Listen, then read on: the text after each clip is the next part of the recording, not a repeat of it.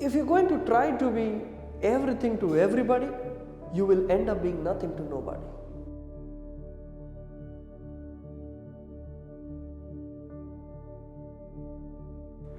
So what do you think, according to you, makes one successful?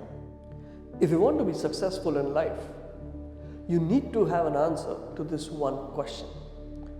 What do you stand for? What is it that you represent to the people who know you, the people you know, your market in general? And this is one of those things that is not up for a debate or a discussion. Okay?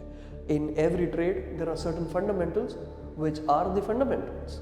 You don't go talking about them, or there is no opinion that is needed about them. Like for instance, 2 multiplied by 2 is 4. It is how it is. Okay?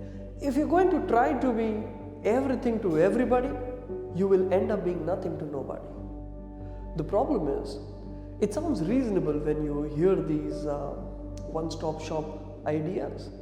It sounds logical that you are into a market, catering to an audience. You may as well serve everything that there is under the sun in that avenue to this existing market.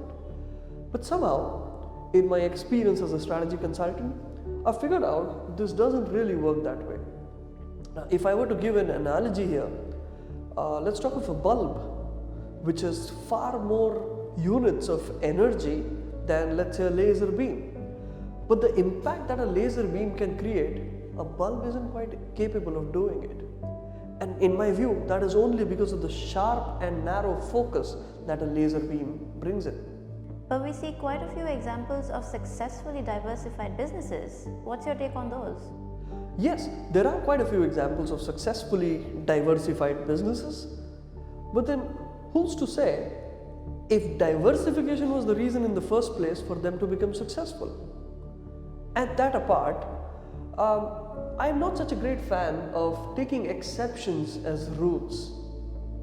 When you talk of these examples, let me bring in another analogy here.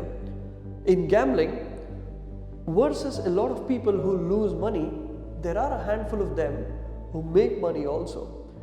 But then would you choose gambling as a strategy to make money? No. Like I said, exceptions are never the rule.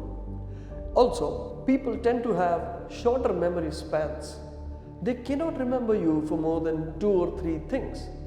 Like when you go to a restaurant, you may not be able to remember the entire menu, but you would definitely remember the cuisine that it serves. I am not against diversification as a strategy per se. All I tell my clients is, find that one thing, or at best 2 or 3 things, that you stand for.